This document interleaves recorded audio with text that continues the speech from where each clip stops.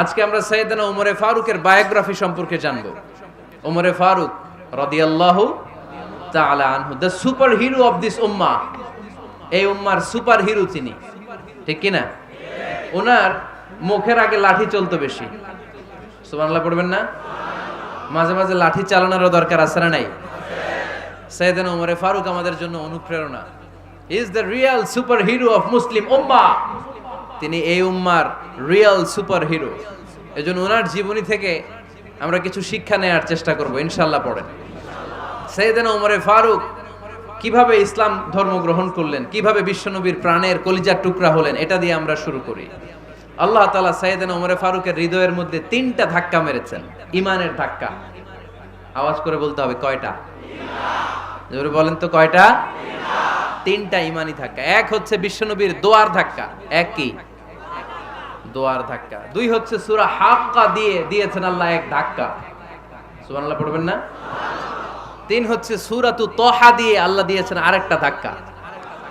এই 3টা ইমানি ধাক্কা যখন সাইয়েদনা ওমরে ফারুকের হৃদয়ে লাগলো, উনি পড়তে আরম্ভ করেছেন আশহাদু আল্লা ইলাহা ইল্লাল্লাহ ওয়া আশহাদু আন্না মুহাম্মাদান আবদুহু ওয়া রাসূলুহু। চিল্লায়ে পড়েন আল্লাহু আকবার।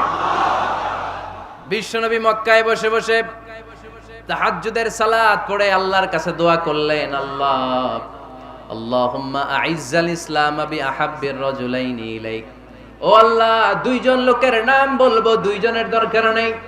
এই 2 জনের একজনকে আপনি ইসলামের সুশীতল ছায়া তলে এনে ইসলামকে বিজয় দান করে দেন। মুহূর্তের মধ্যে দোয়াটা কবুল করে নিয়েছে কে? বিশ্বনবী বললেন, আল্লাহ 2 জনের নাম বলবো আজকের দোয়ায়। আবি জাহাল ইবনে হিশাম, হয়তো হিশামের বেটা আবু জাহেলকে আপনি ইসলামের ভিতরে নিয়ে আসেন, কিংবা ওমর ইবনুল খাত্তাব, খাত্তাবের বেটা ওমরকে আপনি ইসলামের ছায়া তলে নিয়ে আসেন। ওমরে ফারুকের জন্য দোয়াটা কবুল করে নিয়েছে কে? মক্কার যে অবস্থা, আল্লাহর হাবিব সাল্লাল্লাহু আলাইহি ওয়াসাল্লাম বুঝলেন মক্কার এই 2 জনের একজন যদি আমার সাথে না থাকে তাহলে মক্কায় দাওয়াতি কাজ চালিয়ে যাওয়া যাবে। আল্লাহরে বললেন, আল্লাহ বেশি চাই না, এই 2 জনের একজন, হয় আবু জাহেল নয় ওমর, হয় আবু জাহেল নয় ওমর। বিশ্বনবী যখন দোয়া করলেন, এই দোয়ার একটা ইমানি ধাক্কা, নুরানি ধাক্কা সাইয়েদনা ওমরে ফারুকের হৃদয়কে স্পর্শ করে ফেলল। দোয়া ইজ লাইক এ মিসাইল। এই যে আমরা দোয়া করি, এটা মিসাইলের মতো। যুদ্ধে মিসাইল হামলা করে না? মিসাইল হামলা করার পরে এই মিসাইল লক্ষ্য বস্তুতে যে ভেদ করে, ঠিক কিনা? তেমনি দোয়ার মতো যদি আপনি দোয়া করতে পারেন, আপনি যেই জন্য দোয়া করেছেন ঠিক ওই জায়গায় যে আপনার দোয়া স্পর্শ করে। সুবহানাল্লাহ পড়বেন না? বিশ্বনবীর দোয়ার মাধ্যমে প্রথমে সাইয়েদনা ওমরে ফারুকের হৃদয়ে এক ধাক্কা লাগলো। 2 নম্বরে রব্বুল আলামিন সূরাতুল হাক্কা দিয়ে ওমরে ফারুকের হৃদয়ের মধ্যে দিলেন এক ধাক্কা। পড়েন আল্লাহু আকবার। কোরআনের ভেতরে সূরাতুল হাক্কা নামে একটা সূরা আছে না নাই? আল হাক্কাতু মাল হাক্কা ওয়া মা আদরাকা মাল হাক্কা। পড়েন আল্লাহু আকবার। বিশ্বনবী যখন দোয়া করলেন, ওই দোয়া যখন সাইয়েদনা ওমরে ফারুকের হৃদয়ে স্পর্শ করলো, সাইয়েদনা ওমরে ফারুক সব সময় বিশ্বনবীরে ফলো করতে আরম্ভ করলেন। বিশ্বনবী ডানে গেলে লুকিয়ে লুকিয়ে ওমর ফারুক ডানে যায়, বিশ্বনবী বায়ে গেলে লুকিয়ে লুকিয়ে ওমরে ফারুক বায়ে যায়। বিশ্বনবী একবার মসজিদুল হারামে যে নামাজ পড়তে শুরু করলেন, ওমরে ফারুক তখন বিশ্বনবীর পিছু পিছু ছদ্মবেশে পেছন থেকে যে বিশ্বনবী কিভাবে নামাজ পড়ে দেখতে শুরু করলেন। বিশ্বনবী ইন দা মিন টাইম এশার নামাজে আল হাক্কাতু মাল হাক্কা তেলাওয়াত শুরু করে দিলেন। আল হাক্কাতু মাল হাক্কা তেলাওয়াত শুরু করে দিলেন। তেলাওয়াত করতে করতে বিশ্বনবী যখন তেলাওয়াত করতেছে, ওমরে ফারুক এরকম দুলতেছে আর মজা পাচ্ছে। ও মিয়া, বিশ্বনবীর কণ্ঠ বুঝি আমার মতো কণ্ঠ, আপনার মতো কণ্ঠ, আহমদ বিন ইউসুফের কণ্ঠ, আব্দুল বাসিতের কণ্ঠ না? বিশ্বনবীর গলায় যে কি সুরের ঝংকার আল্লাহ দিয়েছেন, কি সুরের লহরী আল্লাহ দিয়েছেন, একবার যে শুনতো পাগল হয়ে যেত। আল্লাহু আকবার। বিশ্বনবী সূরা হাক্কা মন্ত্রমুগ্ধ তেলাওয়াতে, মন্ত্রমুগ্ধ সুর দিয়ে, মন্ত্রমুগ্ধ কণ্ঠ দিয়ে তেলাওয়াত করতে লাগলেন। এশার সালাতে ওমরে ফারুক দুলতে লাগলেন। ওমরে ফারুক যত শুনেন অবাক হয়ে যায়, যত শুনেন অবাক হয়ে যায়, যতই শুনে অবাক। কিরে? কারণ তিনি আরবি ভাষা বুঝতেন। এত সুন্দর শব্দের গাঁথনি, এত প্রাঞ্জল বর্ণনা, এত সুন্দর অন্তমিল, এটা কবিতা না হয়ে পারে না। উনি মনে মনে ভাবলেন এটা মনে হয় কবিতা, it might be poem, it could be poem. Muhammad মনে হয় কবি হয়ে গেছে, তার কাব্য প্রতিভা দিয়ে সে এটা বানিয়েছে। তা না হলে এত সুন্দর কথা এটা কবিতা না হয়ে পারে। ইন দ্য মিন টাইম বিশ্বনবী কিন্তু দেখতেছে না যে পেছনে ওমর। বিশ্বনবী তেলাওয়াত করছিলেন, ইন দ্য মিন টাইম বিশ্বনবী পড়ছিলেন ওমা হুয়া বিকাউলি শাইরিন কলিলাম মা তুমিনুন। এই আয়াতের অর্থ হলো এটা কোনো কবির কথা নয়, খুব অল্প সংখ্যক লোকই তোমরা ঈমান আনো। সুবহানাল্লাহ পড়ে। এটাকে বলে কোইন্সিডেন্ট। কোইন্সিডেন্ট, হুট করে অনেক সময় মিলে যায়, যায় কি যায় না? আপনি একজনের কথা ভাবতেছেন, বাজারে গেলেন, বাজারে যেই দেখেন ওই লোকটা দাঁড়ায় আছে, এরকম হয় কি হয় না? কোইন্সিডেন্ট।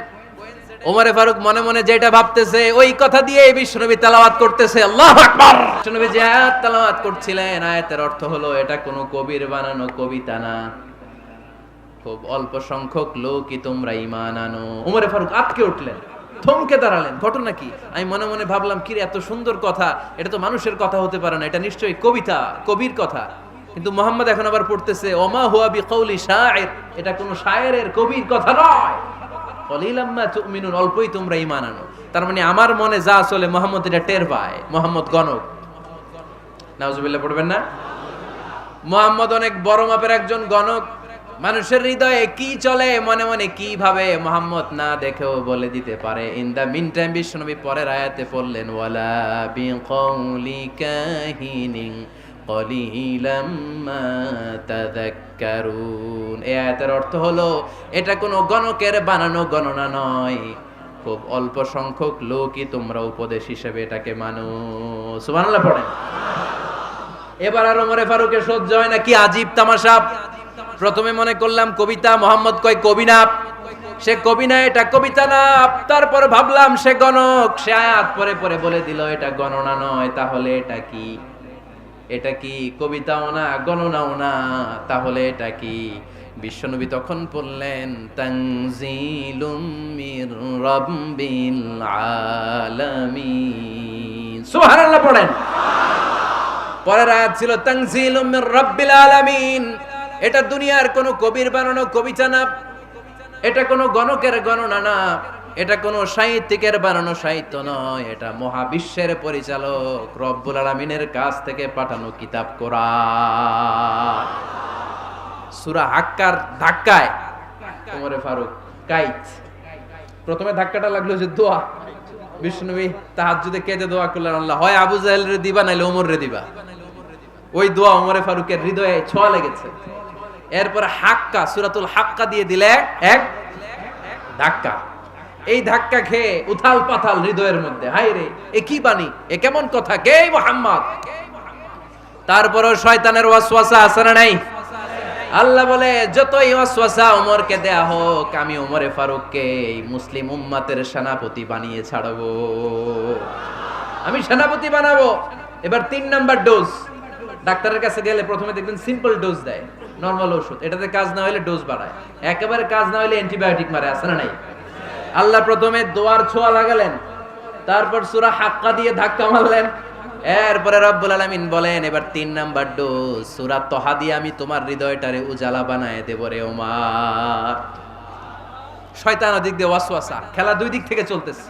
আল্লাহ তাআলা হেদায়েতের রাস্তায় টানছে, শয়তান জাহান্নামের দিকে টানছে। ঘোষণা দেয়া হলো মক্কায়, মুহাম্মদের মাথা কেটে এনে দিলে এত এত স্বর্ণ মুদ্রা দেয়া হবে। ওমরে ফারুক রাজি হয়ে গেলেন, নাঙ্গা তলোয়ার নিয়ে বিশ্বনবীর মাথা কাটার জন্য ছুটলেন। নাউজুবিল্লাহ পড়বেন না? বনু জাহরা গোত্রের এক লোক বলে, আইনা ইয়া ওমর, কই যাও? মুহাম্মদের মাথা কাটতে যাই। আরে মুহাম্মদের মাথা কাটতে যাও?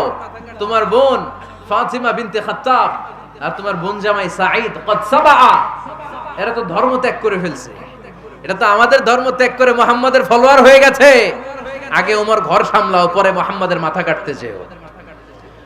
ওমরে ফারুক অবাক হয়ে গেলেন, তলোয়ার নিয়ে বিশ্বনবীর দিকে না যেয়ে নিজের বাড়ির দিকে চলে গেলেন। বিশ্বনবীর আপন বোন ফাতিমা বিনতে খাত্তাব, বোন জামাই সাঈদ আর খাব্বাব রাদিয়াল্লাহু তাআলা আনহু, তিনজন মিলে সূরা তহা তেলাওয়াত করছিলেন। পড়েন সুবহানাল্লাহ। মক্কায় লুকিয়ে লুকিয়ে দাওয়াত হতো। খাব্বাব রাদিয়াল্লাহু তাআলা আনহু একটা চামড়ার ফলকের মধ্যে সূরা তহার কয়েকটা আয়াত এনে ওমরে ফারুকের বোন আর বোন জামাইকে শিক্ষা দিচ্ছে, ট্রেনিং দিচ্ছে। সুবহানাল্লাহ পড়েন। লুকিয়ে লুকিয়ে ওমরে ফারুক যখন ঘরে চলে আসলেন, এরা তটস্থ হয়ে গেল। সাইয়েদনা খাব্বাব বিছানার তলায় লুকিয়ে গেলেন। ওমরে ফারুক বললেন, দরজা খোলো। ফাতেমা বিনতে খাত্তাব দরজা খোলার পরে নির্মম ভাবে সাইয়েদনা ওমর রাদিয়াল্লাহু তাআলা আনহু বোনের গায়ে আঘাত শুরু করে দিল।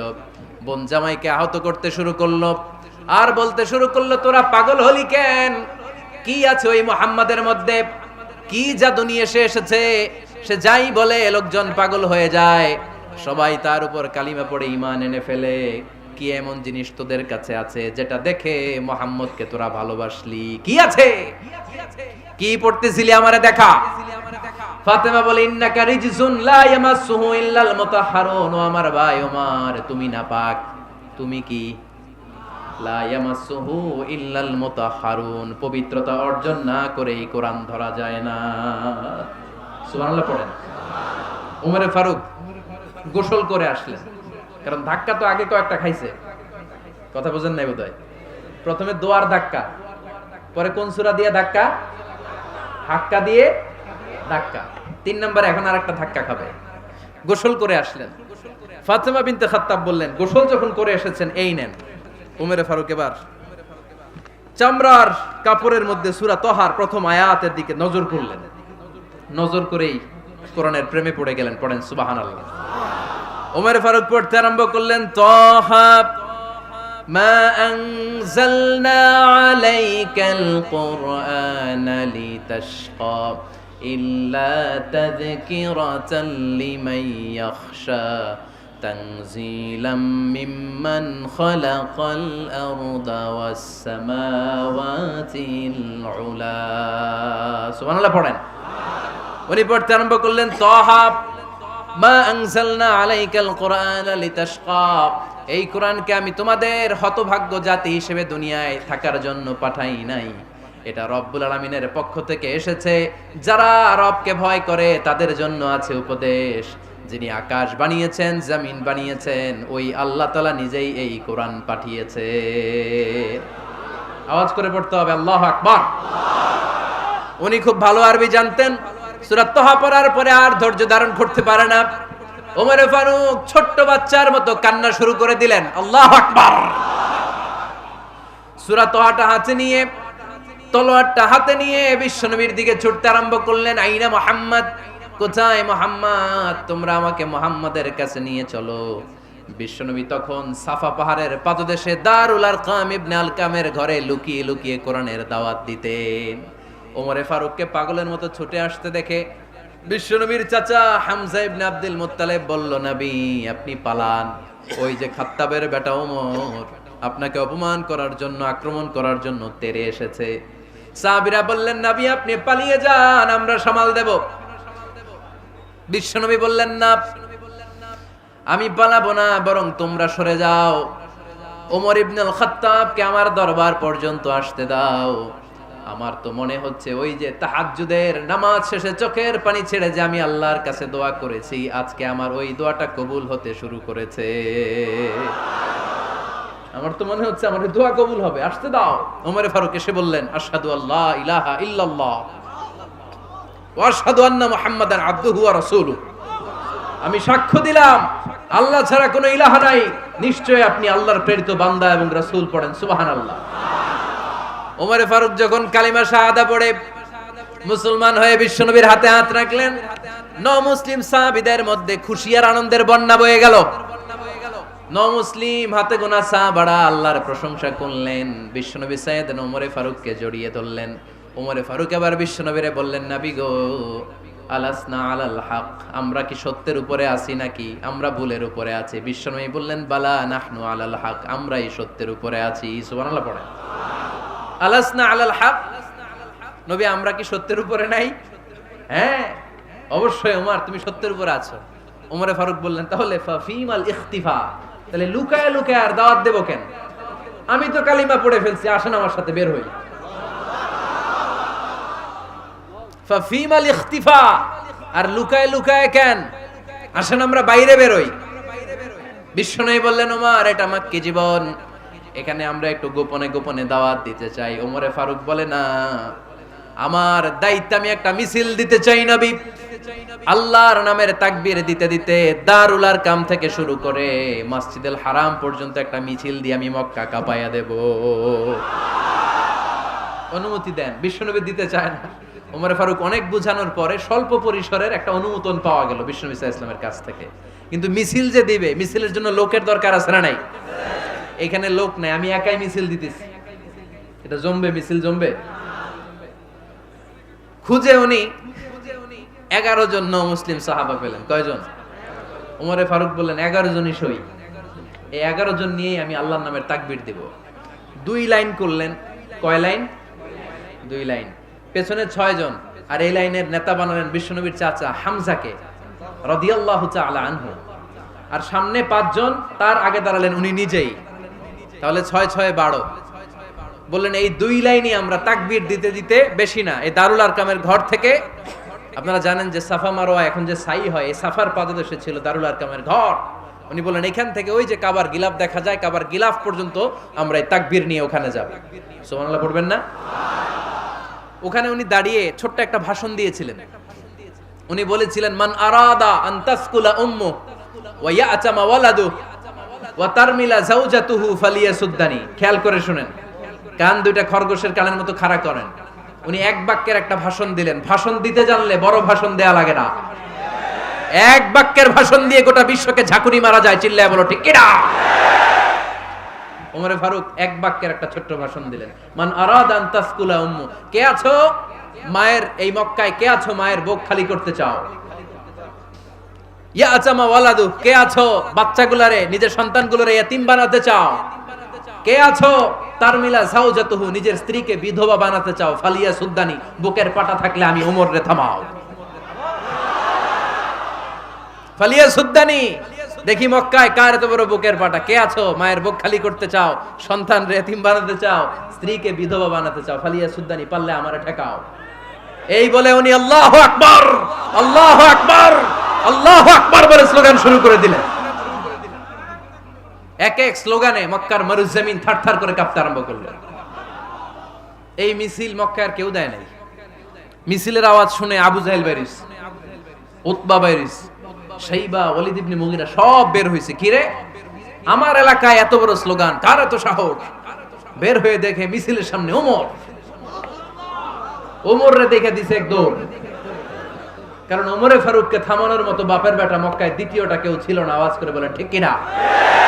ওমরে ফারুক আল্লাহু আকবার, আল্লাহু আকবার বলে স্লোগান দিতে দিতে মসজিদুল হারামের ভেতরে ঢুকে গেল। কাবার গিলাফ ধরার পরে সেদিন মিছিল থেমেছে। ওই আল্লাহর নামের স্লোগান সেদিন কেউ থামাতে পারে নাই, কিয়ামত পর্যন্ত কেউ থামাতে পারবে না। চিল্লায় বলো ঠিক কিনা?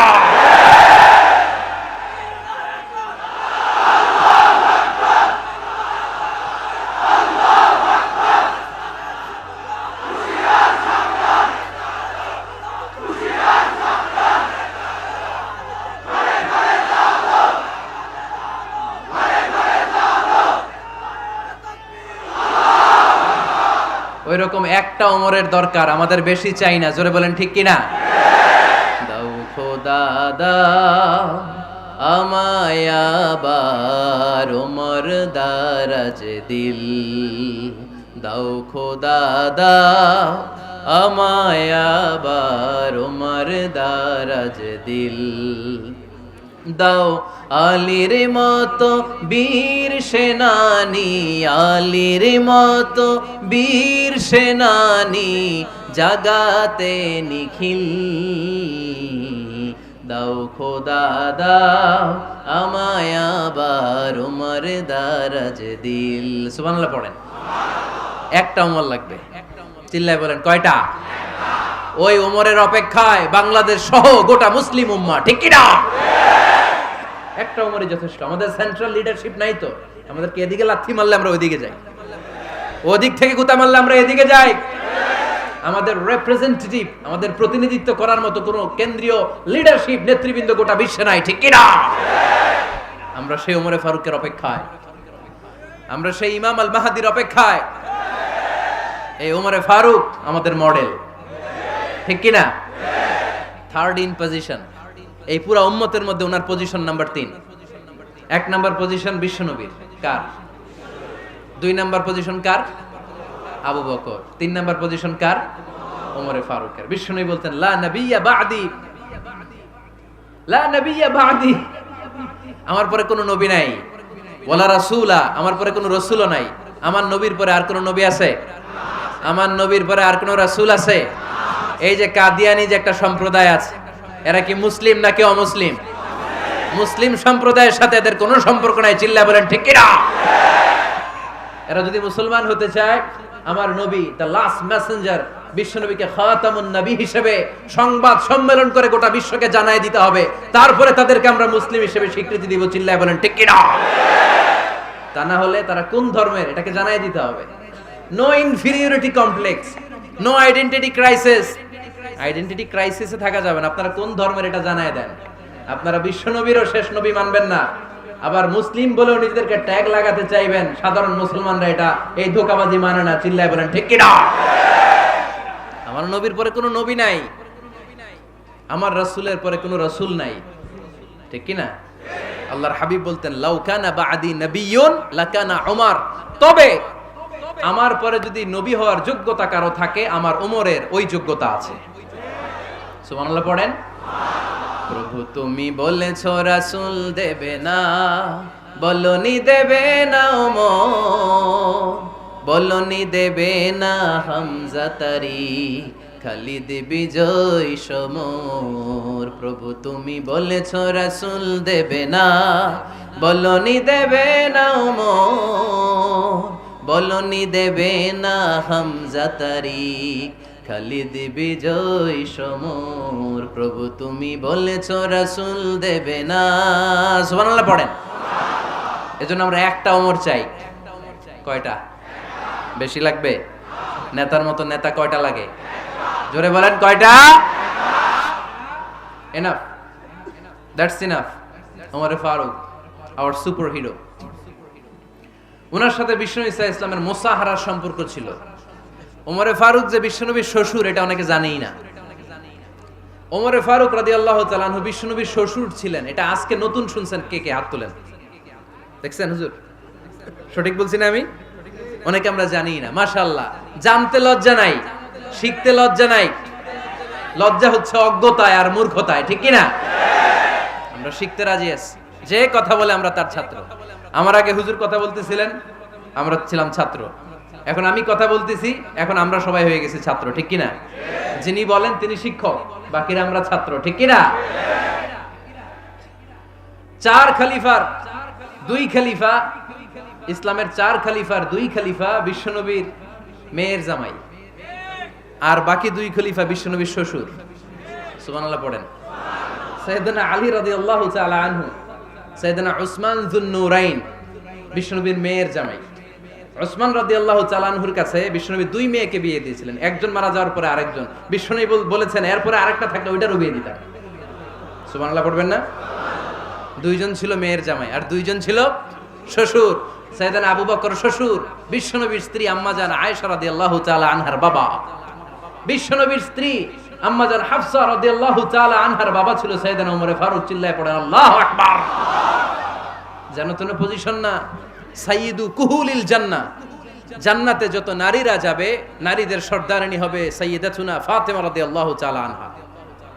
এই ফরিদপুরের যত ইয়াং স্টাররা তোমরা যারা জান্নাতে যাবে, তোমাদের লিডার হবে সাইয়েদনা হাসান আর হুসাইন রাদিয়াল্লাহু তাআলা আনহুমা।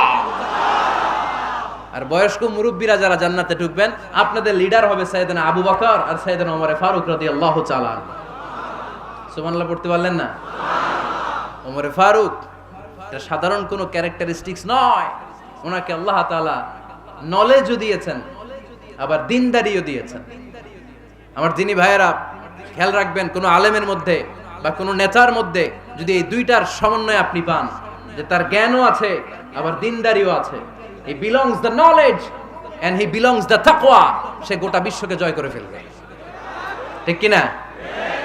যার মধ্যে জ্ঞান আছে, যার মধ্যে তাকওয়া আছে, তারে কেউ থামায় রাখতে পারে? ওমরে ফারুককে এই 2 নেয়ামত দিয়ে ধন্য করেছে কে? সহিহ বুখারীর বর্ণনা, বিশ্বনবী সাহাবীদের সামনে একটা স্বপ্নের কথা বলছেন। বিশ্বনবী বললেন, আমি স্বপ্নে দেখলাম আমার আঙ্গুলের ফাঁকা থেকে দুধ বের হচ্ছে, আমি তৃপ্তি সহকারে দুধ খেলাম। খাওয়ার পরে দেখলাম আঙ্গুলের মধ্যে একটু দুধ লেগে আছে।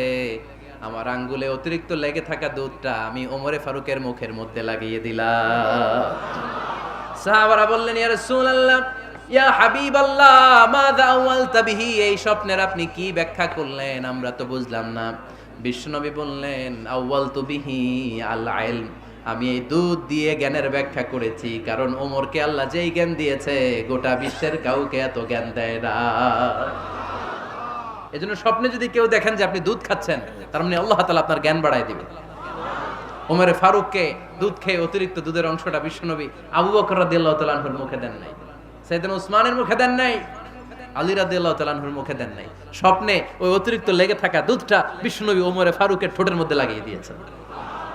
এই হাদিস থেকে প্রমাণ হয় আল্লাহ তাআলা জ্ঞানের নেয়ামতে সাইয়েদনা ওমরে ফারুককে ধন্য করেছেন।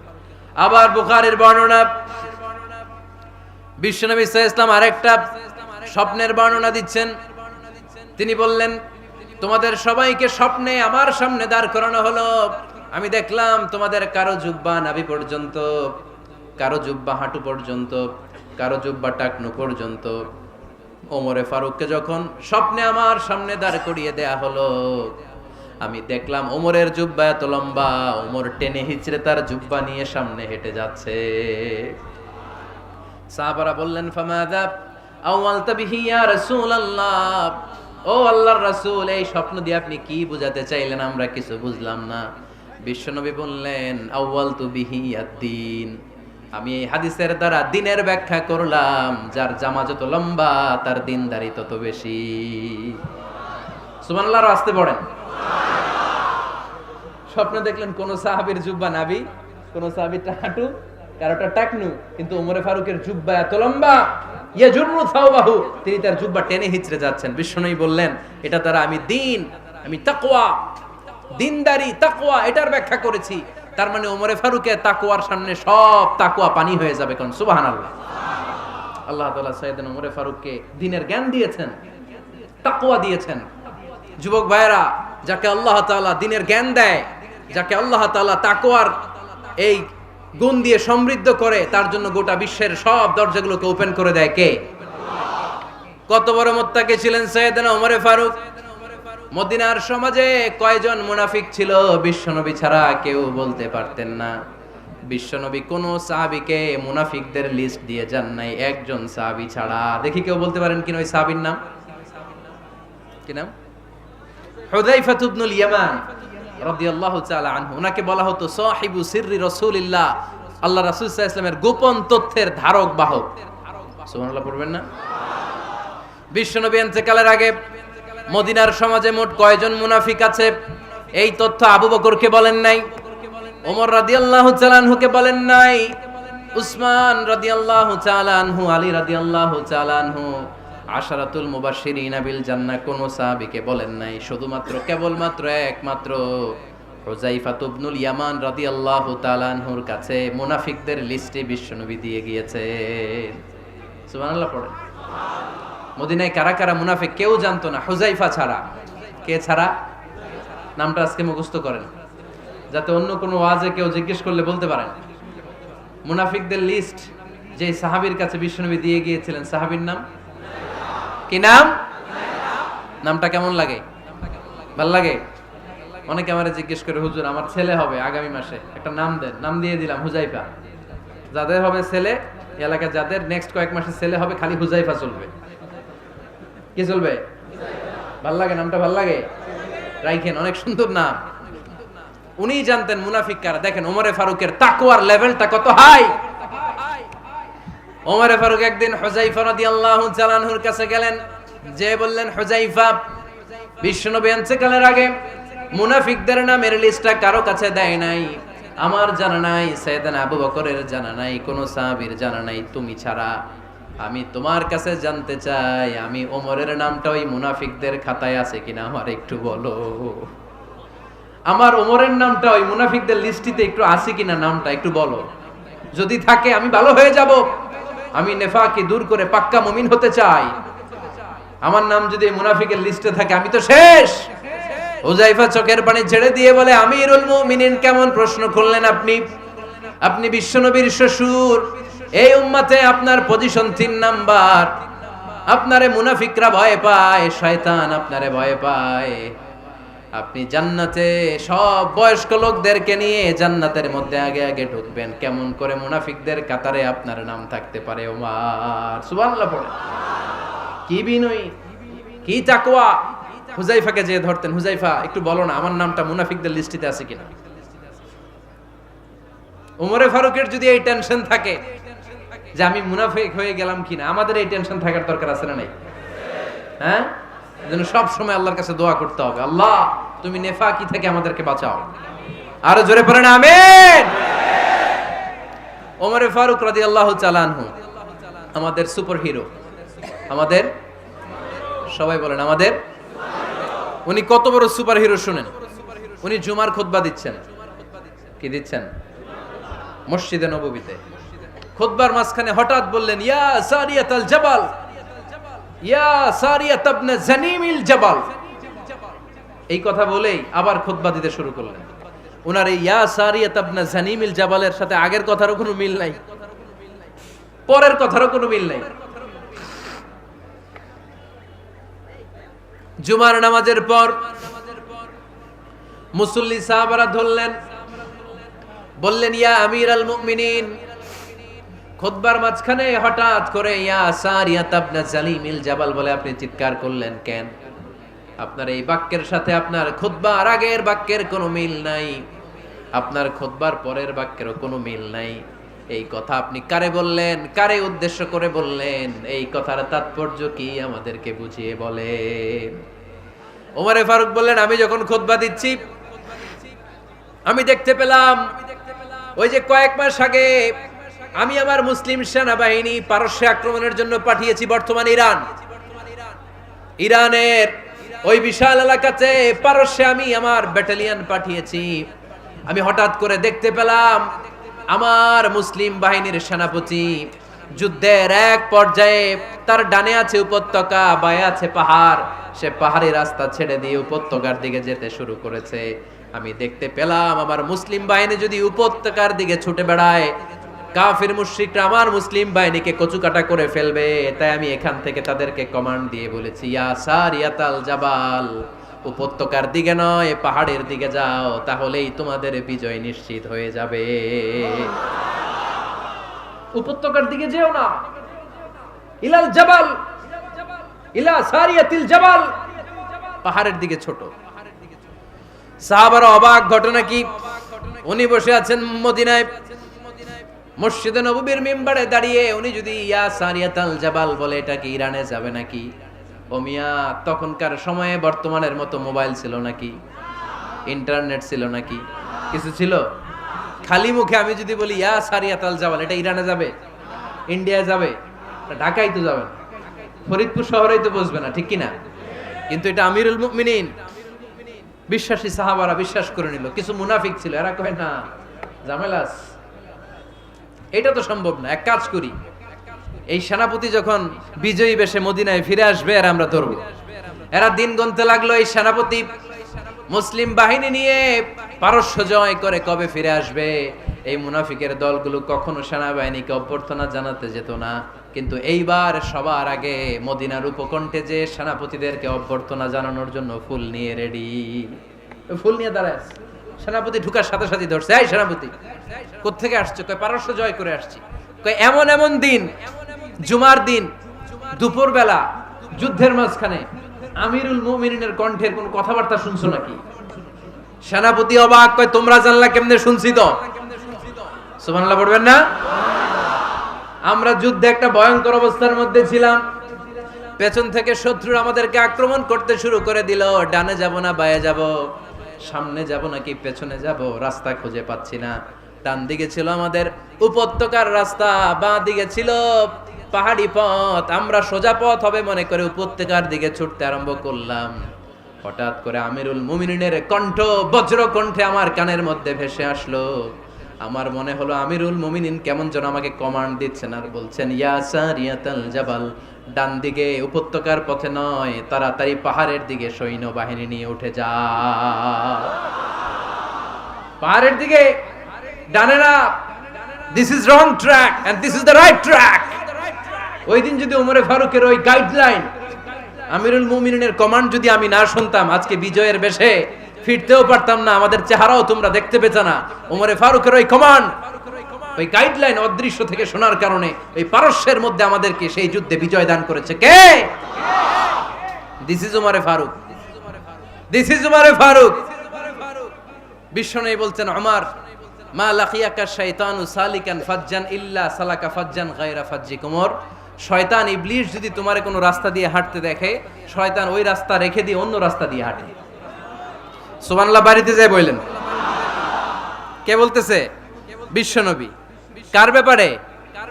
ওমরে ফারুকের ব্যাপারে। শয়তান যদি দেখে যে ওমরে ফারুক এই রাস্তা দিয়ে হাঁটতেছে, শয়তান ওই রাস্তা রেখে দিয়ে অন্য রাস্তা দিয়ে হাঁটে। সুবহানাল্লাহ পড়েন। রাত্রিবেলা আমরা আমাদের বাচ্চা ছেলে মেয়েদেরকে যখন খাওয়াই, বাচ্চারা খেতে চায় না, এরকম হয় আপনাদের ফরিদপুর এলাকায়? হ্যাঁ, এই এলাকায় হয় নাকি? খেতে চায় না বাচ্চারা, এই চকলেট দেখায়া, এই মিনা কার্টুন দেখায়া, এইটা সেইটা, এগুলো সেগুলো বলে, গল্প টল্প বলে ভুলায়া খাওয়ানো লাগে, তাই না? তারপরও খায় না। আমারও ছোট মেয়ে আছে, খেতে চায় না, এইটা সেইটা এমনি সেমনি খাওয়ানো লাগে। তো শেষে না পেরে মা বাবা বলতে বাধ্য হয়, ওই যে ভূত আসতেছে, ভূত, তাড়াতাড়ি তাড়াতাড়ি খাও, নাহলে যে ভূত ধরবে তোমারে। ওই যে বাঘ আসতেছে, বাঘ, তাড়াতাড়ি খাইলে নাহলে বাঘে কামড়াবে। বলি না আমরা? আপনারা কি বলেন? ভূত। আর কি বলেন? হ্যাঁ হ্যাঁ, আচ্ছা, এক এক জায়গায় এক একটা আমরা বলি, ভূত আসবে, বাঘ খাবে, ভাল্লুক খাবে, তাড়াতাড়ি খাও। মদিনাতে যখন ওমরে ফারুক আমিরুল মুমিনিন, মদিনার মায়েরাও বাচ্চাদেরকে খাওয়াতে পারতো না, ছোট্ট মেয়েদেরকে খাওয়াতে পারতো না, খাওয়া নিয়ে যন্ত্রণা করতো। বাচ্চারা যখন মদিনায় খেতে চাইতো না রাত্রি বেলায়, মদিনার মায়েরা বলতো, তাড়াতাড়ি খাও, হা হুয়া ইয়াতি উমর, হা হুয়া ইয়াতি উমর, তাড়াতাড়ি খা, নাইলে ওই যে ওমর আসতেছে, Omar. This is our super hero সাইয়েদনা ওমর ফারুক রাদিয়াল্লাহু তাআলা। শুধু শয়তানি ভয় পেত না, মুনাফিকরাও ভয় পাইতো, জমের মতো ভয়। শুধু তাই না, আমাদের আম্মাজান বিষ্ণু ইসা ইসলামের স্ত্রীরাও ওমরে ফারুককে ভয় পেতেন। সুবহানাল্লাহ কইবেন না? মাঝে মাঝে বিষ্ণু ইসা ইসলামের সাথে আম্মাজান আয়েশার ঝগড়া হতো, হতো না? আপনাদের ফ্যামিলিতে ঝগড়া হয়? হয় না? হয় না? কার কার দেখি? ওরে আল্লাহ, অনেক আল্লাহর ওলি আছে তো এই জায়গায়। ঝগড়া হয় না? কি কথা কয়, ঝগড়া হয় না বলে? বিশ্বনবীর ফ্যামিলিতে ঝগড়া হয়, আপনার ফ্যামিলিতে হয় না? মিষ্টি ঝগড়া। আর ও বিয়েই করে নাই।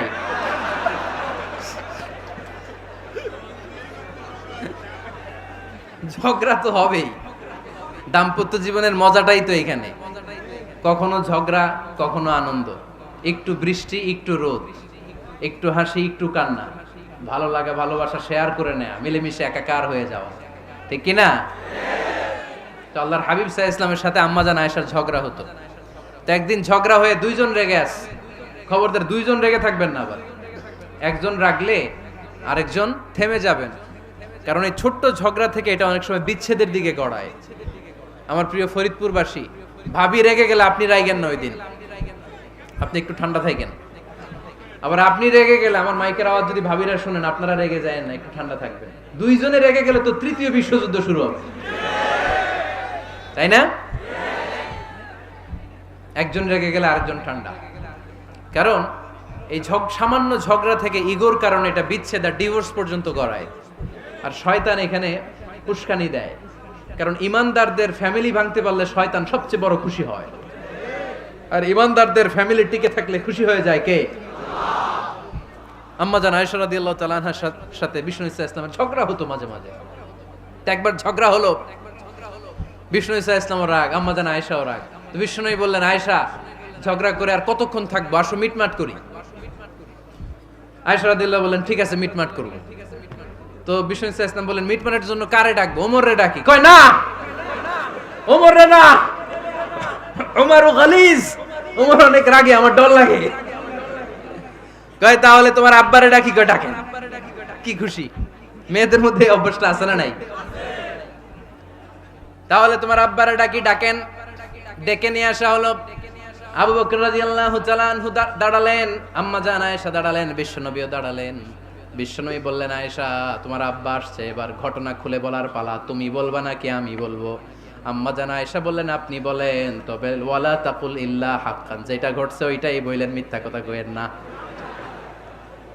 আবু বকর রাদিয়াল্লাহু তাআলা আনহু রেগে মেগে আগুন, কি এই কথা তুমি কেমন করে বলো? বিশ্বনবী কি মিথ্যা কথা কখনো বলবে? রেগে মেগে দিলেন মেয়ের গালে এক চড়। বানিয়ে বলতেছি না, মুসনাদ আহমদ ইবনে হাম্বলের হাদিস।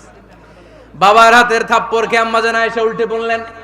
সাইয়েদনা আবু বকর রাগে গড়গড় করছেন, আবার মারার জন্য তেড়ে গেলেন।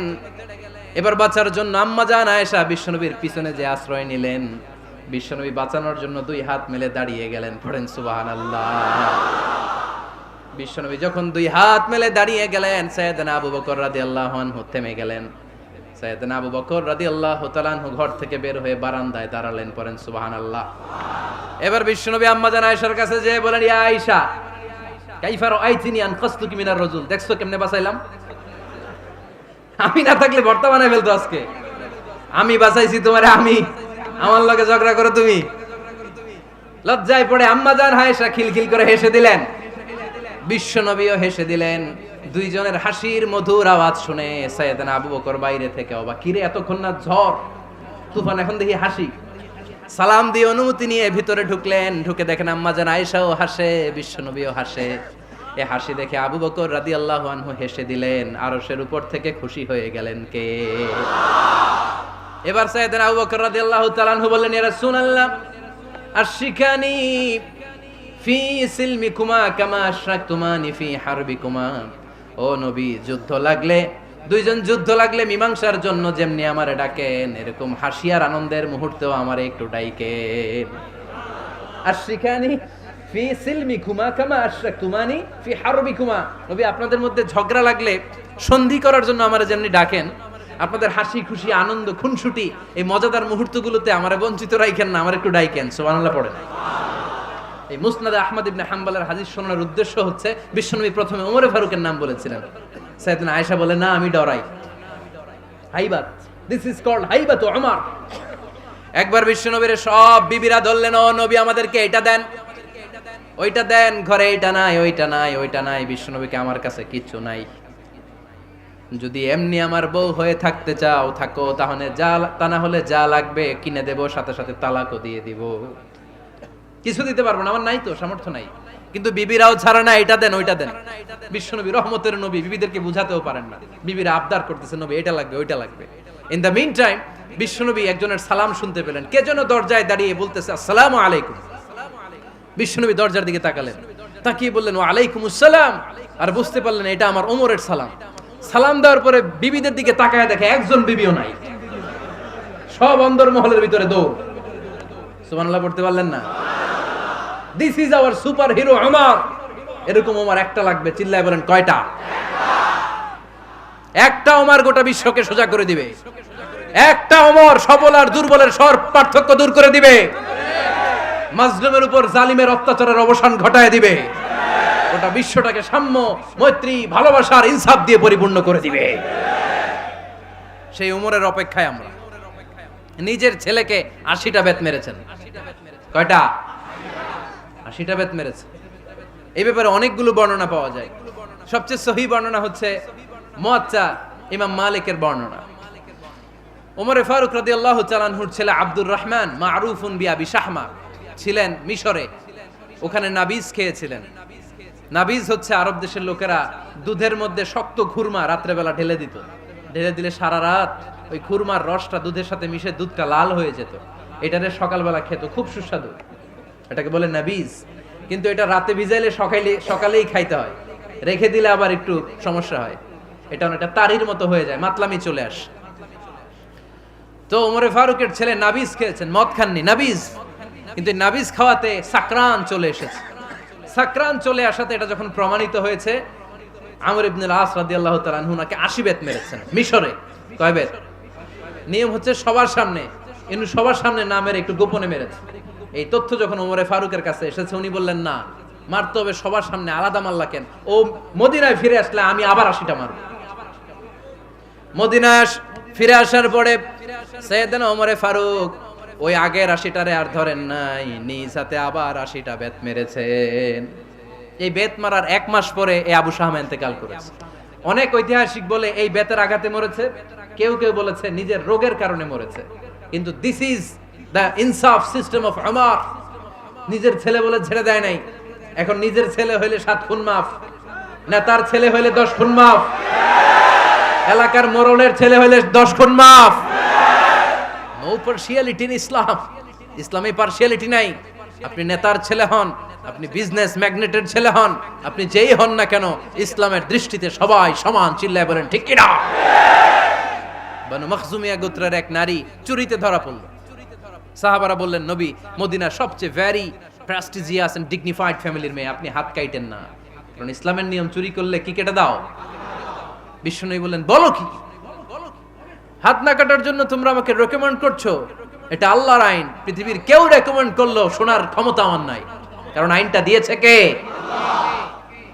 লাউ কানাত ফাতিমাতু বিনতি মুহাম্মাদিন সারাকাত লাকাতা মুহাম্মাদুন ইয়াদাহা। আরে বনু মাকসুমিয়া মেয়ে তো দূরের কথা, আমার কলিজার টুকরা ফাতেমাও যদি আজ চুরিতে ধরা পড়তো, তার হাত কেটে দিতে আমি 1 মিনিটও দেরি করতাম না। দিস ইজ ইসলাম। এই হচ্ছে ওমরে ফারুকের মানাকিব। এরকম ওমরে ফারুক কয়টা লাগবে? আওয়াজ করে বলতে হবে, কয়টা লাগবে? একটা লাগবে। এই সাইয়েদনা ওমরে ফারুক মদিনার প্রথম চিফ জাস্টিস ছিলেন। সর্বপ্রথম উনার পরামর্শে সাইয়েদনা আবু বকর রাদিয়াল্লাহু তাআলা আনহু কোরআনকে সংকলন করেছেন। আমরা এই যে কোরআন পড়ি 30 পারা, এমদাদিয়া লাইব্রেরির 114টা সূরা, কত সুন্দর সন্নিবেশ করা হয়েছে, এখানে সাজানো হয়েছে। আল্লাহর হাবিব সাল্লাল্লাহু আলাইহি ওয়াসাল্লামের সময় কি এরকম কোরআন ছিল নাকি? ছিল না।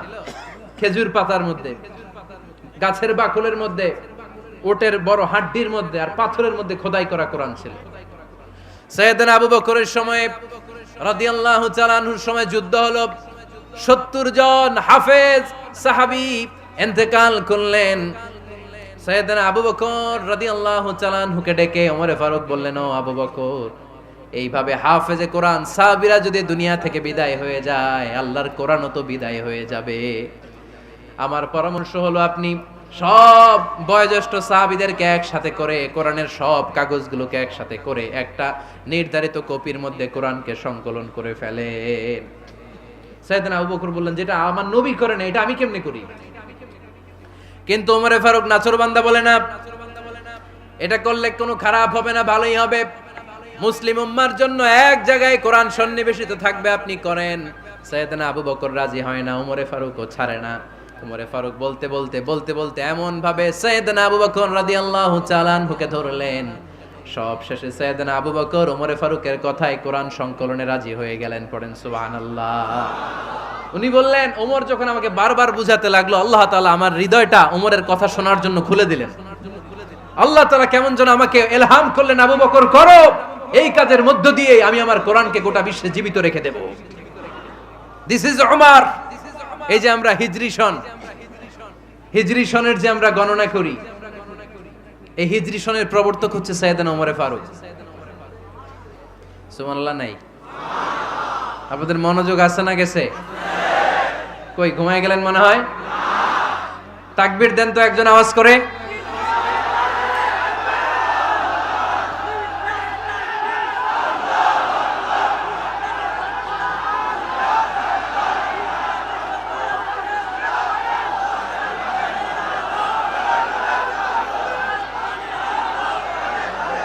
মাশাআল্লাহ, মাশাআল্লাহ। বসেন বসেন, এখনই শেষ করে দেব কিছু সময়ের মধ্যে। আমরা একসাথে বিদায় নিব ইনশাআল্লাহ। ওঠা বসা করবেন না, ওঠা বসা করবেন না, বসেন। সাইয়েদনা ওমরে ফারুক এই হিজরি সনের গণনা শুরু করেছেন। সাহাবারা বলল, আমিরুল মুমিনিন, খ্রিস্টানদের ঈসাই সন আছে, আমাদের মুসলমানদের কোনো সন নাই। আমাদের একটা সন থাকলে আমাদের জিজিয়া নিতে, আমাদের যাকাতের টাকা উত্তোলন করতে অনেক সুবিধা হবে। ওমর ফারুক বললেন, তাহলে কোন সালকে হিজরি, কোন সালকে মুসলিম সাল হিসেবে আমরা ঘোষণা দিতে পারি? একজন বলল, আমার নবী যেই সালে জন্মগ্রহণ করেছেন ওই সালে। ওমর ফারুক বললেন, না, আমার নবীর জন্ম আমাদের জন্য খুশির দিন, কিন্তু এটা আমাদের জন্য প্রেরণা নয়। প্রেরণা নবীর কাজে, ঠিক কিনা? আরো কিছু সাহাবারা বলল, তাহলে যেই সালে আমার নবী ইন্তেকাল করেছে ওইটারে প্রথম সাল ধরেন। ওমরে ফারুক বললেন, না, যেদিন তিনি ইন্তেকাল করেছেন এটা আমাদের দুঃখের দিন, এটা আমাদের প্রেরণা নয়। আমাদের প্রেরণা হচ্ছে বিশ্বনবীর ত্যাগ, তিতিক্ষা আর কাজের মধ্য দিয়ে। জোরে কোন ঠিক কিনা? ওমরে ফারুক বললেন, যেদিন বিশ্বনবী ইসলাম রক্ষায় নিজের মাতৃভূমি ছেড়ে মক্কা থেকে মদিনায় গিয়েছেন, ওই দিনটাকে হিজরি প্রথম দিন ধরে আমরা হিজরি সাল গণনা করে শুরু করে দেব। ওইটাই হচ্ছে হিজরি সন। সেখান থেকে হিজরি সনের প্রবর্তন করেছেন সাইয়েদনা ওমরে ফারুক রাদিয়াল্লাহু তাআলা আনহু। এই যে স্টেট গভর্নমেন্ট, এই যে প্রিজন, জেলখানা, ক্যান্টনমেন্ট, সচিবালয়, গণভবন, বঙ্গভবন, মুক্তিযোদ্ধাদের ভাতা, রাষ্ট্রীয় ভাতা, এই সব নিয়ম কানুন সাইয়েদনা ওমরে ফারুক তার রাষ্ট্রীয় আমলে তিনি নিজে করেছেন। চিল্লায় পড়েন আল্লাহু আকবার। মুসলমানদের আলাদা কারেন্সি, নিজস্ব মুদ্রা ব্যবস্থা নিজে চালু করেছেন। সৈনিকদের মধ্যে যারা বিবাহিত, প্রতি 6 মাস অন্তর অন্তর 1 মাসের ছুটি কাটাতে তারা ফিরে আসবে, সাইয়েদনা ওমরে ফারুক চালু করেছেন। চিল্লায় আওয়াজ করে পড়েন আল্লাহু আকবার। এই যে আমরা 20 রাকাত সালাতুত তারাবি পড়ি রমাদানে, পড়েন না আপনারা? এটা সাইয়েদনা ওমরে ফারুক চালু করেছেন। সুবহানাল্লাহ পড়তে পারলেন না? কোরআনে মোট 22টা আয়াত আছে যেখানে সাহাবারা ইনডিসিশনে ভুগছিলেন। বিশ্বনবীর মত একটা, ওমরে ফারুকের মত আর একটা। এই 22 জায়গায় আল্লাহ তাআলা বিশ্বনবীর মতের পক্ষে আয়াত নাজিল না করে ওমরে ফারুকের মতের পক্ষে কোরআনের আয়াত নাজিল করেছেন। আওয়াজ করে পড়েন আল্লাহু আকবার। এদিকে উঠলেন কেন আপনারা? যারা উঠছেন আমার দিকে তাকান।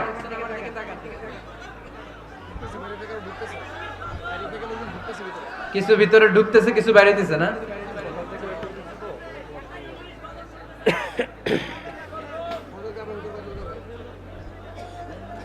সাইয়েদনা ওমরে ফারুক, আমরা সাহাবীদের জীবন চরিত পড়তে চাই না, কত যে অনুপ্রেরণামূলক দৃষ্টান্ত সাইয়েদনা ওমরে ফারুক আমাদের জন্য রেখে গিয়েছে।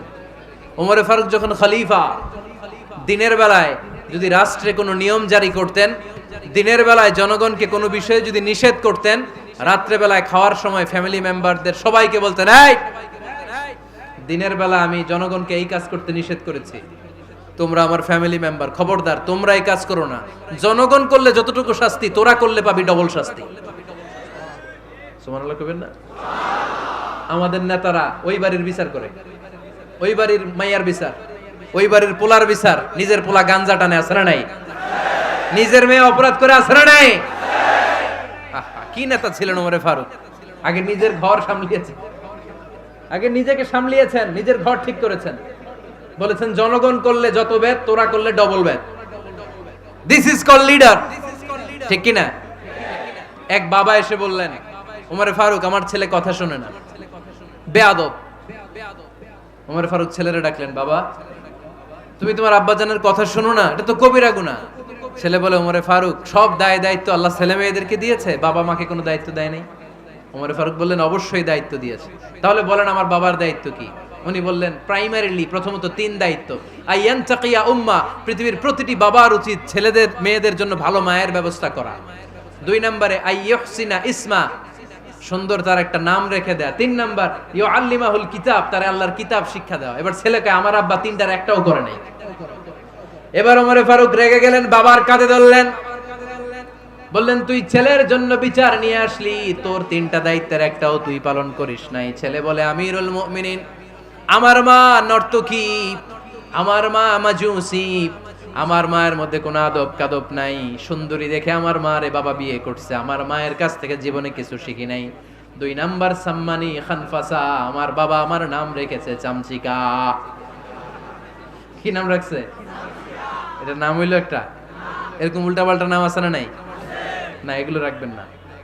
আব্দুল্লাহ রাখবেন, আব্দুর রহমান রাখবেন, আর একটা কি বলছি আজকে? হুযায়ফা রেখে দিয়েন, পারবেন? ওয়ালাম ইউআল্লিমনি হারফাম মিন কিতাবিল্লাহ আমিরুল মুমিনিন, শুধু তাই না, আল্লাহর কোরআনের একটা অক্ষর আমার বাবা কোনোদিন আমারে শিক্ষা দেয় নাই। ওমর ফারুক রেগে গেলেন, এবার বাপের কান্দে ধইরা মারতে শুরু করলেন। তুই পোলার নামে বিচার নিয়ে আইছিস, তোরে মাইর দিমু আগে। এরকম নেতার দরকার আছে না নাই? মদিনায় এক লোক তার বউরে রাগের চোটে 100 তালাক দিয়ে ফেলছে। কয় তালাক? দেয়ার নিয়ম কয়টা? দিছে কয়টা? এবার স্ত্রী কাঁদতে কাঁদতে এসে বলে, আমিরুল মুমিনিন দেখেন, আমার স্বামী আমারে রেগে মেগে 100 তালাক দিছে। ওমর ফারুক বললেন, দইরা নিয়ে এটারে নিয়ে আসা হলো। ওমর ফারুক বললেন, কয়টা তালাক দিয়েছো? কয় 100টা। কেন দিছো? কয় মাথা গরম আছিল। এরকম আছে না? তালাক দেওয়ার সময় সব তালাক, তুই তালাক, তোর মা তালাক, তোর বোন তালাক, সব তালাক। তালাক দিবে ওয়াইফ রে, দিতেছে সবাই রে। তো ওমর ফারুক বললেন, দিবে 3টা, 100টা দিলা কেন? কয় মেজাজ গরম ছিল। কয় দাঁড়া, আত-তালাকু মিন শাআইরিল্লাহ, তালাক হচ্ছে আল্লাহর দেয়া বিধানের একটা নিদর্শন। এটা নিয়ে তুই খামখেয়ালি করলি। আমার রায় শোন, আমার রায় হচ্ছে 3 তালাকে তোর বউ তালাক, বাকি 97 তালাক তোর পিঠের উপরে পড়বে। এরকম বিচারের দরকার আছে না নাই?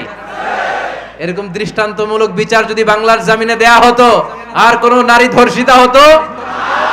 আর কোন নারীকে অ্যাসিড মারা হতো? আর কোন নারী যৌতুকের জন্য কান্না করতো? একটা আমল লাগবে, বেশি না। কয়টা লাগবে? তিনি গভর্নর সিস্টেম চালু করেছিলেন। Governor system, Islamic state. Bahrain, ইয়ামান, মিসর, কুফা, বসরা, মক্কা, মদিনা, এই 7 জায়গায় 7 জন গভর্নর পাঠিয়েছেন। তাদের থেকে তথ্য নিতেন। এই গভর্নর সিস্টেম উনি বানিয়েছেন। সাইয়েদনা আমর ইবনে আল-আস রাদিয়াল্লাহু তাআলা আনহুকে পাঠিয়েছেন মিশরে। মিশরে একটা দৌড় প্রতিযোগিতা হতো।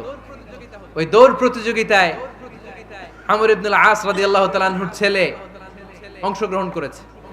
কিন্তু এক মিশরি ওই দৌড় প্রতিযোগিতায় চ্যাম্পিয়ন হয়ে গেছে। রানার্স আপ হয়েছে আমর ইবনে আল-আসের ছেলে। এবার মিশরি ফার্স্ট আর গভর্নরের ছেলে সেকেন্ড। রাগের চোটে আমর ইবনে আল-আসের ছেলে ওই মিশরির মাথার মধ্যে কয়েকটা বাড়ি মেরেছে। মিশরি বলে, আমার মারলা কেন? তুমি খেলাই পারো না, আমারে মারলা কেন? কয়, আনা ইবনুল আকরামিন, আমি গভর্নরের পোলা, আমি যা বলবো এটাই হবে, আমার উপরে কথা নাই। মিশরি ওইখানে আর ঝগড়া বাঁধায় নাই, মনে দুঃখ নিয়ে মদিনায় চলে আসলেন। এসে বললেন, আমিরুল মুমিনিন, আপনি আমর ইবনুল আস রাদিয়াল্লাহু তাআলা আনহুকে মিশরের গভর্নর বানিয়ে পাঠিয়েছেন। একটা প্রতিযোগিতায় আমি চ্যাম্পিয়ন হয়েছি, ওনার ছেলে হয়েছে রানার আপ। কেন সে চ্যাম্পিয়ন হতে পারে নাই? এই কারণে আমার মাথায় লাঠি দিয়ে 3টা বাড়ি মেরে। বিচারটা দিছে কার দরবারে? কথা বুঝেন নাই বোধহয়? ওমর ফারুকের দরবার। ওমর ফারুক বললেন, তাই আগামী বছরের অমুক তারিখ আমি সব গভর্নরদেরকে ডেকে হিসাব নেই, তো ওই দিন তুই থাকবি, পারবি না? মিশরে বলে, পারবো মানে অবশ্যই পারবো। ওই দিন 7 রাজ্য থেকে 7 গভর্নর হাজির, গভর্নরদের ছেলেরাও হাজির, মিশরীয় হাজির। 7 গভর্নরের কাছ থেকে 7 এলাকার খোঁজ খবর নেয়ার পরে ওমরে ফারুক বললেন, আইনাল মিসরি, মিশরি লোকটা কই, এদিকে আয়। মিশরি সামনে আসার পরে বলল, আমর ইবনুল আস, তুমি মিশরের গভর্নর, তোমার ছেলে সহ তুমি আসো। আমর ইবনুল আস এসে সামনে বসে রইলেন। এবার বললেন, ও আমর ইবনুল আসের ছেলে, তুমি নাকি ইবনুল আকরামিন গভর্নরের ছেলে, তুমি যা বলবা মিশরে নাকি তাই হবে, তোমার নাকি অনেক দাপট। নিজে একটা লাঠি এনে মিশরীর হাতে দিয়ে বলল, এবার তোর মাথায় যতটা মারছে তুই ততটা গুনে গুনে মার, আমি দেখবো। আমর ইবনুল আস দেখবে, আমর ইবনুল আসের ছেলেরে তুই এখানে মার। সে বলতেছে, থাক, আপনি বলছেন এতেই যথেষ্ট, মারা লাগবে না, আমি মাফ করে দিলাম। ওমরে ফারুক বলল, খবরদার, মার, মার ওর মাথার মধ্যে। মিশরি ওমরে ফারুকের ধমক শুনে ভয়ে ভয়ে 3টা বাড়ি মারল। এই বাড়ি মারা দেখেও ওমরে ফারুকের হৃদয় ঠান্ডা হয় নাই। লজ্জায় আমর ইবনুল আস, বয়স হয়ে গিয়েছে সাহাবা, মাথা তখন টাক, মাথায় চুল নাই, লজ্জায় মাথাটা হেট হয়ে মাথাটা নিচু করে রেখেছে। এবার রাগের চোটে ওমরে ফারুক বললেন, এবার আমর ইবনুল আসের টাক মাথার মধ্যে একটা মার, মার। কেন ছেলেকে শিক্ষা দিতে পারে নাই?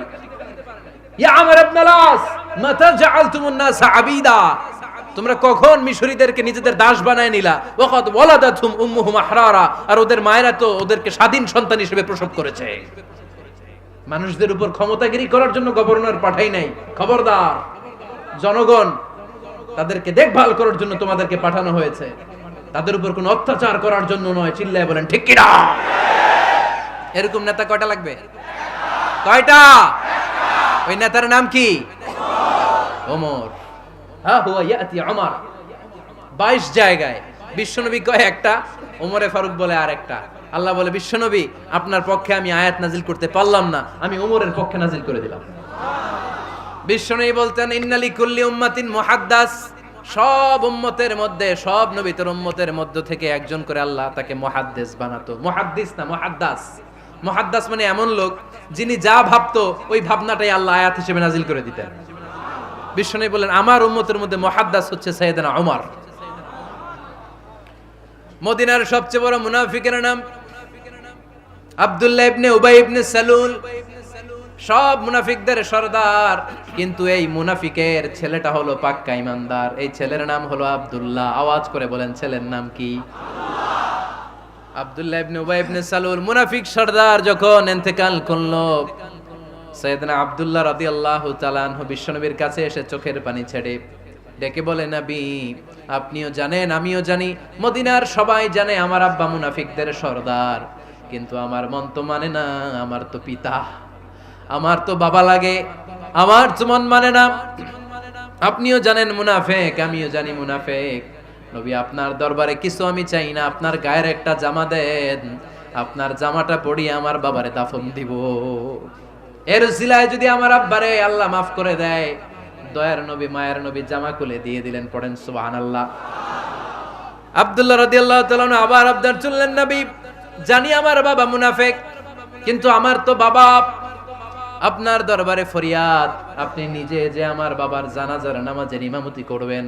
দয়ার নবী মায়ার নবী জানাজার নামাজে যেতে চাইলেন। ওমরে ফারুক বললেন নবী না, খবরদার আপনি উবাই ইবনে সালুলের জানাজায় যাবেন না।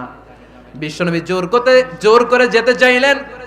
সাইয়েদনা ওমরে ফারুক বিশ্বনবীর জামা পেছন থেকে টেনে ধরলেন। আল্লাহু আকবার, টেনে ধরলেন, যাবেন না আপনি। ওমরে ফারুকের হাত থেকে হ্যাচকা টান মেরে জুব্বা টান দিয়ে বিশ্বনবী জানাজায় চলে গেলেন। রব্বুল আলামিন আয়াত নাজিল করলেন ইস্তাগফির লাহুম আও লা তাস্তাগফির লাহুম ওয়া ইন তাস্তাগফির লাহুম ৭০ মাররাতান ফালান ইয়াগফিরাল্লাহু লাহুম। নবী গো, একবার নয় দুইবার নয় ৭০ বারও যদি এই মুনাফিকের জন্য আপনি ক্ষমা চান, তার জন্য ক্ষমা নাই, তার জন্য আছে জাহান্নাম। ওয়ালা তাকুম, আপনি যাবেন না আলা কবরি, কখনো তাদের জানাজায় যাবেন না। এই যে একটা ভুল করে ফেলছেন, এটা এইবারই শেষ, এরপরে আর যাবেন না। সাইয়েদনা ওমর ফারুকের পক্ষে আল্লাহ তাআলা কোরআনের আয়াত নাজিল করে দিলেন। চিল্লায় পড়েন আল্লাহু আকবার।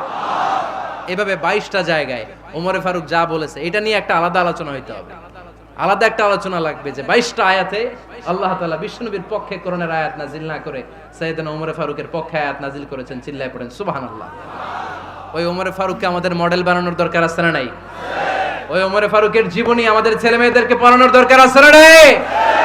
আমাদের ভবিষ্যৎ প্রজন্ম এগুলো জানে না। ওরা সালমান খান দেখে বড় হয়, ওরা শাহরুখ খান দেখে বড় হয়, ওরা ঋত্বিক রোশনকে দেখে বড় হয়, ওরা মনে করে যে এরাই বড় সুপার হিরো। আমাদের যে কত বড় সুপার হিরো আছে এরা জানেই না। নতুন প্রজন্মের কর্ণকোহরে সাইয়েদনা ওমর ফারুকের ইতিহাস পৌঁছে দেওয়ার দরকার আছে না নাই? ওমর ফারুকের ইন্তেকালের ঘটনাটা বলেই আমরা মুনাজাতের দিকে যাব। শুনবেন? শুনতে চান? উনি স্বপ্নে দেখলেন একটা লাল মোরগ ওনাকে 3টা ঠোকর মেরেছে। কয়টা? উনি জুমার নামাজে, জিলহজ মাসের শেষ সপ্তাহে জুমার নামাজে বললেন যে একটা লাল মোরগ 3টা ঠোকর মেরেছে। মুগীরা ইবনে শুবা রাদিয়াল্লাহু তাআলা আনহুর দাস আবু লুলু আল মাজুসি, এই লোকটা খঞ্জর বানাতে পারতো। মুগীরা রাদিয়াল্লাহু তাআলা আনহুর দাস। মুগীরা প্রতিদিন 4 দিরহাম করে চার্জ করতো, যেহেতু দাস। সে এসে বিচার দিল আমিরুল মুমিনিন, মুগীরা আমার থেকে বেশি টাকা চায়, জুলুম করে। ওমর ফারুক বললেন তাই? তুমি কি কাজ জানো? বলে আমি খঞ্জর বানাতে জানি। বাড়ি কই? পারস্য। আরে তুমি খঞ্জর বানাতে জানলে তো 4 দিরহাম অনেক কম, সে তো আরো বেশি টাকা নেওয়া দরকার ছিল তোমার থেকে। আবু লুলুর এই কথা পছন্দ হয় নাই। সে কয় ওমর তুমি সবারে দয়া দেখাও আর আমার ক্ষেত্রে কঠিন নিয়ম বানাইলা, দাঁড়াও এই নিয়ম তোমারে আমি দেখাবো। এই রাগে সে বাড়িতে যে একটা খঞ্জর বানালো। কি বানালো? খঞ্জর চিনেন? ছোট্ট ছুরি। কিছুদিন আগে ওমানের সুলতান কাবুস ইন্তেকাল করেছে, জানেন আপনারা? ওনার এই কোমরের মধ্যে খঞ্জর থাকতো, ছবিতে দেখছেন? আরব শায়েখ যারা সুলতান আমির, কোমরে কি থাকে? ছোরা থাকে, খঞ্জর। সে বাসায় যে একটা খঞ্জর বানালো, যেই খঞ্জরের 2 মাথা, লাহু রাসান ওয়া মাকবাদাতুহু ফি ওয়াসাতি, আর ধরার হ্যান্ডেলটা মাঝখানে, এদিকেও ছুরি এদিকেও ছুরি, যাতে এইভাবে মারা যায়। সে ধার দিতে লাগলো আর বললো, ওমর দাঁড়াও, তোমার আমি দেখাবো। ওমরে ফারুক মসজিদে নববীর ইমাম, ফজরের নামাজের সময় এ আবু লুলু আল মাজুসি বুরনুস পরে, চাদর পরে, লুকিয়ে লুকিয়ে, সে অগ্নি উপাসক, মুমিন নয়, ওমরে ফারুককে অ্যাটাক করার জন্য গেলেন মসজিদে নববীতে। ওয়াকানু ইউসাল্লুনা বিগালাস, তখন ওনারা অন্ধকারে নামাজ পড়তো। নামাজের সময় যখন হলো, লুকিয়ে লুকিয়ে প্রথম কাতারে ওমরে ফারুকের পিছনে মুয়াজ্জিনের পাশেই দাঁড়ালেন, হাতে খঞ্জর, একামত হলো। ওমরে ফারুক সালাত শুরু করলেন, ফজরের সালাত, আল্লাহু আকবার। নামাজ শুরু করলেন, সূরা ফাতিহা বললেন। আরেকটা সূরা যখন পড়তে যাবেন, in the mean time Abu Lulu এই খঞ্জর নিয়ে ওমরে ফারুকের বুকের মধ্যে 3টা স্টেবিং করলেন। একটা মারলেন নাভির নিচে, মারার সাথে সাথে পাকস্থলী কেটে গেল। আরেকটা মারলেন পাজরে, পাজর ছিঁড়ে গেল। 3টা মারার পরে ওমরে ফারুক বললেন, কাতালানি আল কালব, এক কুকুর আমাকে মেরে ফেলেছে। পেছন থেকে এক সাহাবীকে টান মেরে সামনের দিকে নিয়ে গেলেন, তুমি নামাজের ইমামতি করাও। আর ওমরে ফারুককে বাকিরা ধরাধরি করে পেছনে নিতে আরম্ভ করলেন। আর এই আত্মাই আক্রমণ যে করেছে, সে কাতারের মাঝখান দিয়ে যেতে আরম্ভ করলো আর 2 দিকে ছুরি মারতে আরম্ভ করলো। 13 জন সাহাবীর গায়ে ছুরি মেরেছে, 7 জন সাহাবা স্পট ডেথ, জায়গায় মৃত্যু। এই ভয়ঙ্কর অবস্থা দেখে এক সাহাবী বুরনুস, এক ধরনের জুব্বা আছে মাথাওয়ালা, অনেকে জ্যাকেট পরছেন না এরকম মাথাওয়ালা, লম্বা জুব্বা আছে, আরবরা শীতে পরে মাথাওয়ালা, এই মাথাওয়ালা জুব্বা বের করে এক সাহাবী জালের মতো তার দিকে উড়ায় মারলো। ওই বুরনুসের মধ্যে পেঁচিয়ে আবু লুলু মাটিতে পড়ে গেল আর সুইসাইড করে ফেললো, নিজের বুকে নিজে মেরে আত্মহত্যা। যেই সাহাবীকে ইমামতির জন্য দাঁড় করালেন, উনি ছোট্ট সূরা দিয়ে, প্রথম রাকাতে সূরা আল কাউসার, দ্বিতীয় রাকাতে সূরাতুল ইখলাস দিয়ে নামাজ শেষ। ওমরে ফারুক বেহুশ। ওমরে ফারুক কি? হ্যাঁ, বেহুশ। সবাই কান্নাকাটি করতেছে, সবাই দেখতে গেলেন, এখন হুঁশ ফিরে না। মুখের মধ্যে, মুখ খুলে রাষ্ট্রের চিকিৎসক মুখের মধ্যে দুধ দিলেন, ওই নাভি দিয়ে দুধ বের হয়ে যায়, পাকস্থলী কেটে ওখান দিয়ে দুধ বের হয়ে যাচ্ছে। তারা বললো, ওনারে বাঁচানো সম্ভব না, দেখেন হুঁশ ফিরে কিনা। হুঁশ ফিরলে ওনার পরে কে আমির হবে, উনি যেন প্যানেল ঠিক করে দিয়ে যায়। সবাই তাকিয়েছে ওমরে ফারুকের চোখের দিকে। আল্লাহর মেহেরবানিতে ঘন্টা খানিক পরে উনি চোখ খুললেন। চোখ খোলার পরেই বলেন নাই, ও মা আমি মরে যাই। চোখ খোলার পরে উনি বলেন নাই, কে মারলো আমারে। চোখ খোলার পরে উনি বলেন নাই, আমার পরে নেতা কে হবে। চোখ খোলার পরে সর্বপ্রথম কথাটি ছিল, আসল্লান নাস, আমার নেতৃত্বে যে ফজরের নামাজটা শুরু হয়েছিল, এটাকে ঠিকমতো তোরা পড়েছিলি? আমার নেতৃত্বে যে ফজরের জামাত শুরু হয়েছিল, সেটা ঠিকঠাক মতো সমাপ্ত হয়েছিল কিনা আগে বল। আসল্লান নাস, নামাজটা হয়েছে কিনা বল। সুবহানাল্লাহ কইতে পারলেন না? This is Omar, hour super hero. নেতা অনেকগুলো লাগে না, এরকম নেতা একটাই যথেষ্ট, যে গোটা বিশ্বকে কাঁপায় দিতে পারে। চিল্লায় বলো ঠিক কিনা? আমরা চাই আমাদের ছেলেগুলো ওমরে ফারুকের মতো বড় হোক। আমরা চাই আমাদের ছেলে মেয়েগুলো খাব্বাব, খুবাইব, সাইয়েদনা আলী, উসমান, আবু বকর রাদিয়াল্লাহু তাআলা আনহুর অনুসরণে বড় হোক, ঠিক কিনা? আমরা একটা ওমর চাই, যিনি আমাদেরকে সালাতের শিক্ষা দিয়ে গিয়েছেন, ইন্তেকালের আগে বলেছেন সাল্লান নাস। এজন্য আমরা যেন নামাজ কখনো নষ্ট না করি। আল্লাহর জমিনে দিন বাস্তবায়ন আসাদ্দুহুম ফি আমরিল্লাহি ওমর রাদিয়াল্লাহু তাআলা আনহুর মতো এত কঠোর কেউ ছিলেন না। তাই দিন বাস্তবায়নে আমরা যেন কাউরে ছাড় না দেই। সবার আগে আল্লাহর দিন, সবার আগে আল্লাহর কোরআন, সবার আগে আমার ইসলাম, ঠিক কিনা? চাইলেই কেউ এদেশ থেকে ইসলামরে মিটাই দিতে পারবে না। যে দেশে আল্লাহু আকবার ধ্বনির সাথে সাথে সূর্য উঠে যায়, আল্লাহু আকবার ধ্বনির সাথে সাথে সূর্য ডুবে যায়, সে দেশে আর কিছু থাকবে না থাক, আমার ইসলাম থাকবেই। আর কিছু থাকবে না থাক, আমার কোরআন থাকবেই। সে ইসলামের সাথে থাকতে রাজি আছেন তো? কোরআনের সাথে থাকতে রাজি আছেন তো?